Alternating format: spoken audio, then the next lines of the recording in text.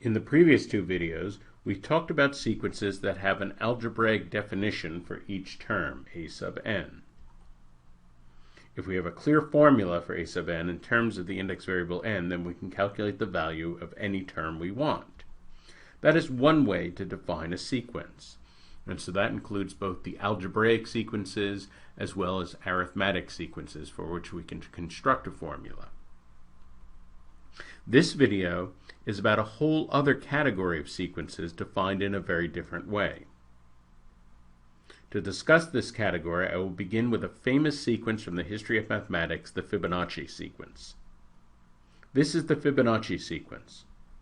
What is the pattern here? It's not clear at all, just glancing at this, that there's a discernible pattern. The first two numbers, which I'm going to call the seed numbers, are both equal to 1. And incidentally, this term seed numbers, this is not a widely used term. Some books use this term, but you will not see this everywhere. But this is the term I'll be using in this video, the starting numbers, the seed numbers. So we have two 1s. Then we get the 2 just from adding those two 1s. We get the 3 by adding the 1 and the 2 before it. Then we get the 5 by adding the 2 and the 3 before it. Then we get the 8 by adding the 3 and the 5 before it. After the first two seed numbers, we get each term by adding the two terms before it. That's the pattern here. First of all, I want to be clear. The test will not expect you to look at a sequence of numbers and recognize a pattern such as this for yourself. That is well beyond anything the test would expect. But the test will expect you to understand the algebraic representations of such sequences, and so we need to talk about that. Let's think about this. A sub n is the nth term on the sequence. It's the nth number on the list. Now, in a recursive sequence, this is going to be defined in terms, say, of the number directly before it on the list. The term directly before it would have an index number that is 1 less, n minus 1. So a sub n minus 1 is the term immediately before the nth term. If a sub n is defined in terms of a sub n minus 1, this is called a recursive definition, and the sequence is a recursive sequence. That is to say, a sequence in which each term is defined in terms of the previous term or in terms of previous terms. In a recursive sequence, the nth term is defined in terms of either the single previous term or, as we'll see in a moment, multiple previous terms.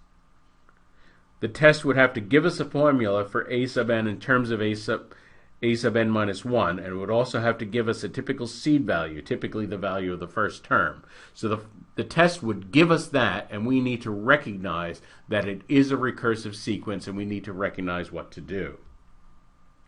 So for example, here's a very simple recursive sequence. We have a seed term.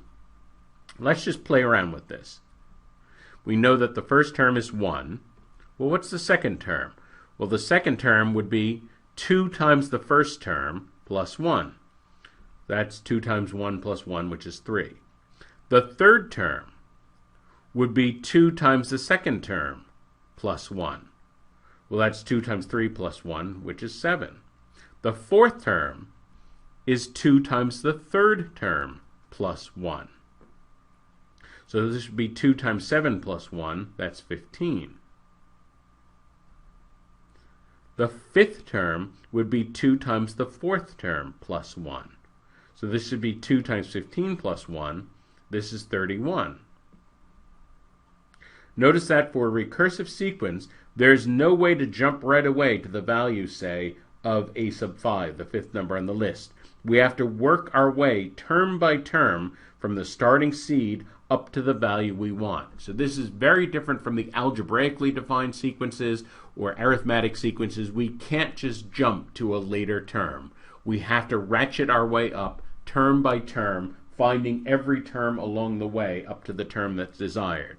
So obviously the test is never going to ask you to find, say, the 40th term. It's going to ask something more like just find the 5th or the 6th term, something where you'd only have to do a few steps of the calculation. Here's a practice question. Pause the video and then we'll talk about this. Okay, we have a recursively defined sequence. We have a seed value. So the first term is clearly 1. The second term is the first term minus 1 squared plus 3. So 1 minus 1 is 0, plus 3, that just gives us 3. So the second term is 3. Now the third term is going to be that second term minus 1. We're going to square that plus 3. So that's going to be 2 squared, which is 4, plus 3, which is 7.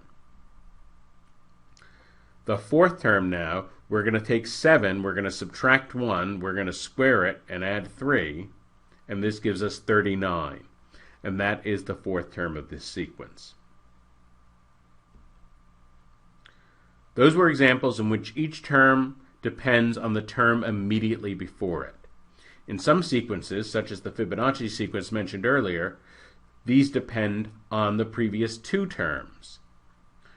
For the hardest recursive sequences on the test, a sub n will be defined in terms of both a sub n minus 1, which is the immediately previous term, and a sub n minus 2, which is the term before the previous term. So these are the 2 preceding terms. Think about the Fibonacci sequence again. This sequence has the 2 seed values. The first value is 1, the second value is 1, and each term is the sum of the 2 previous terms. So algebraically, we would say a sub n equals a sub n minus 1 plus a sub n minus 2. That's the symbolic representation of the rule that creates the Fibonacci sequence. For a sequence that has the same rules as the Fibonacci sequence, but different seed values, different starting values, find the value of a sub 6. So pause the video here and then we'll talk about this. Okay, so we have our seed values 1 and 3. The fourth term, we're going to add those 2, so it's going to be 4. The fourth term, we're going to add the second and third term, 3 plus 4, which is 7. For the fifth term, we're going to add the fourth term and the third term, so that will be 7 plus 4, which is 11. And then to find the sixth term, we'd have to add the fifth term plus the fourth term, so this would be 11 plus 7, which is 18. And that's the sixth term on the list. Here's a practice problem. Pause the video and then we'll talk about this.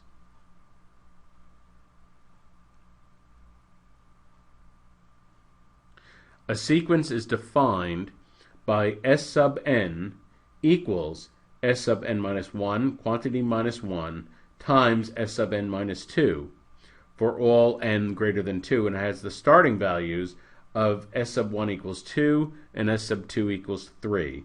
Find the value of S sub 6. So once again, there's no way to jump right away to the sixth term on the list. We have to find them in order. The third term, the fourth term, the fifth term, up to the sixth term. So these are our starting terms.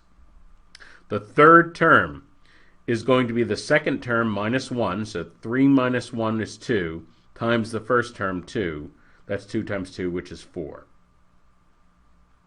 The fourth term is going to be the S sub 3, which is 4, so 4 minus 1 is 3, times the second term, which is 3. We get 3 times 3, which is 9. That's interesting. It looks like we're getting squares. We wonder, will that pattern continue? The fifth term is going to be the fourth term minus 1, so 9 minus 1 is 8, times the third term, which is 4. 8 times 4, that's 32. So we don't continue with squares. It looks like they get bigger. Now the sixth term, we're ready for the sixth term. This is going to be the fifth term minus 1, 32 minus 1, which is 31, times 9. And 31 times 9, we can do that without a calculator. 30 times 9 is 270, so 31 times 9 is 279. And that is the sixth term on the list. In recursive sequences, each term, a sub n, is defined in terms of 1 or 2 previous terms. It's defined in terms of a sub n minus 1, and maybe in terms of a sub n minus 2. The numerical values for one or two terms will always be specified. With a recursive sequence, there is no way to jump immediately to the value of a term such as the sixth term. Instead, we have to find each and every term from the start up to the desired term.